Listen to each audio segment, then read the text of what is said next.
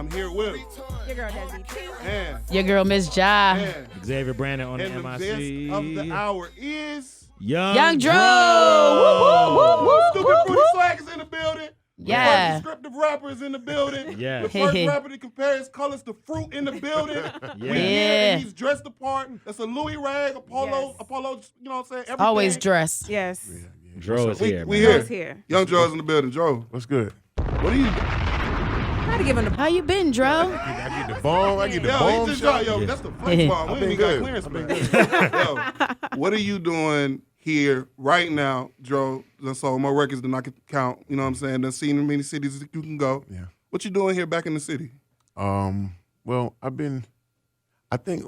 this year I dedicated my platform to stand up against gun violence. And I really want to just say, like, well, I've been kicking it with the mayors of South Fulton and, Andre Dickinson. We felt like as a group of people, we felt like it was the year of the youth. I think so too, because it's crazy. It's getting when bad. When I turn on TV, it be lit like. They getting younger and younger and younger. And they just killing. And then when they doing it, I think they believe that they get, sell that image. Yeah. But actually they're trading their lives for, Yeah. taking a life and then trading a life. But I believe it's kind of like when I was growing up, it was almost popular to get shot and then sell Survive. Yeah. You know what I'm saying? Like, That was it. you know what I mean? Like if you survived it, then you can get on. But it's I think today is just gotten out of hand. I think that we actually made it out, and it just so happens to us, to be done got shot, and then we survived to tell it. But I think that kids these days are thinking that it's something got to happen. I gotta get some stains, or you know what I'm saying. I gotta slide on shot. I gotta spin. I gotta start stepping on stuff. You know what I'm saying. Like, and it's out of hand. But the kids are getting younger and younger. Like the kids that got shot in Atlantic Station, the little kid that went to the school with the gun, the 6-year-old, they're getting younger and younger. At that age, you would think you're just playing outside and just enjoying life because you don't have much responsibility. What do you think is happening different now that's giving these super young kids that are 10 years old access to weapons so easily? I mean, let's call a spade a spade. The parents letting go. Like, ain't no way in the world a 6-year-old supposed to have a gun and a parent don't know about where even if you're headed in that direction. I believe the parent knows that. If we're living together, if I'm living with my children, I'm the first person to know that this child is bad. But what if they got that gun from somebody else outside of their home, though? I can tell off behavior. I know I know what you're hanging like. I know what you're hanging with. I can see if you tucking your phone. I can see, because parents supposed to see everything. Like, I'm gonna catch you. Like, you know what I mean? Whatever you're doing in that phone, I'm gonna catch that. The way your attitude acting, I'm gonna catch that. When you get off the school bus, come in the house and go straight to your room and shut your door, I see that. How old are your kids? My daughter's 15. My son is 7. Mm. Yeah. What are So those conversations like with them? Especially for both 17 and 15, those are pretty prominent ages. So I mean, it's for my daughter that's 15. It's right now.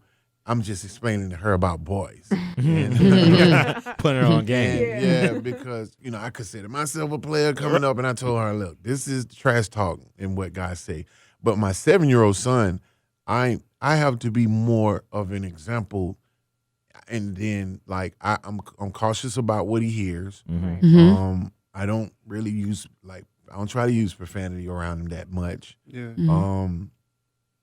And I don't play my music that has very, very bad lyrics. Like, stuff that's on the radio, if he slip and hear it, he hear it. But I don't really play my music like that, or nobody music for that matter. He has to go around his mom to actually get a dose of that. And that's kind of like, he always tell people like, well, my dad don't let me listen to him, or, you know what I'm saying? Yeah. Like, I got a music question real quick because everybody thinks that I know you do rap, but is rap. What is your go-to genre of music that you would listen to? Not listening to rap. What would be your next?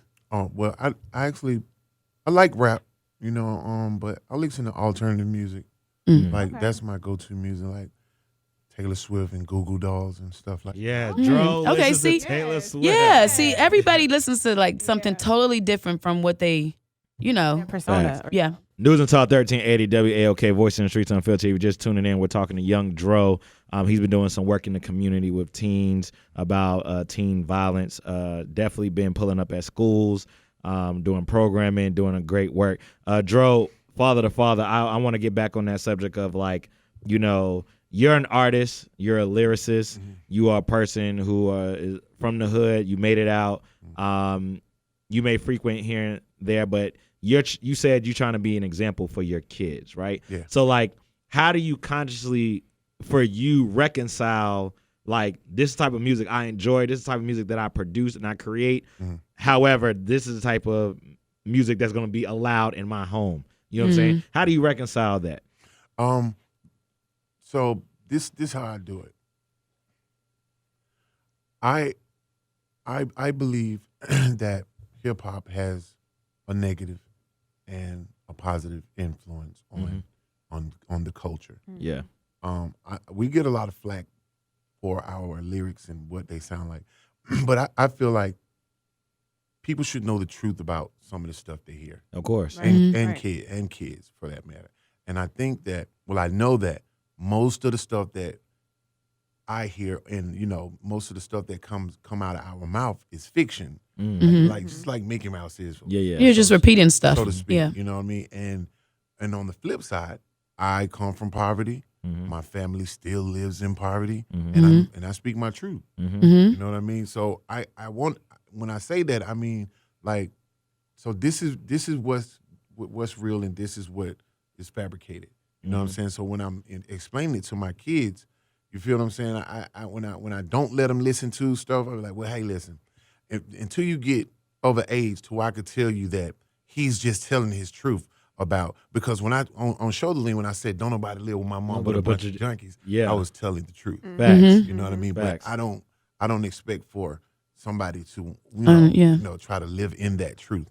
You know what I mean? So when I explain to my kids, hey, listen, I'm not gonna really let you listen to me nor another rapper, for that matter. You know what I mean? But I do want you to understand that people tell their truths when they're speaking. Yeah. Until you get to that age where I could explain this to you, I don't want you listening to it. You Makes know what sense. I mean? So and then so in other people's houses, I expect for you to do the same thing with your children. Well, I don't want you to do what I do, but at least guide them. I wasn't even allowed to watch rap videos growing up. We was sneaking, try to catch one on the box when somebody else would order it, but we were not allowed to watch rap. So our perception of the songs that we heard or anything we heard, we had no idea because there was no visual behind it. Yeah, I know. I grew up on Rap City and stuff like that. I grew up on Dro. You know what I'm saying? So and the whole Pimp Squad clique and everybody, you know what I'm saying? So for me, I knew my mom was not on that type of time. She hated it, but she knew I'm also a product of hip hop. So she was like, okay, just recognize the difference. And I think I was wise enough and conscious enough, and a lot of us were wise enough and conscious enough to see the difference. But there are some people who weren't. And I think good parenting falls in that. But let's finish this conversation. Dro, can we hold you for a little bit longer? Yeah, you can. All right, we'll be right back. If you got a question for Young Dro, make sure you call us up 404-892-2703. Tap in on the Odyssey app and on social media at VISU Unfiltered Radio ATL. We'll be right back. Give us a few minutes.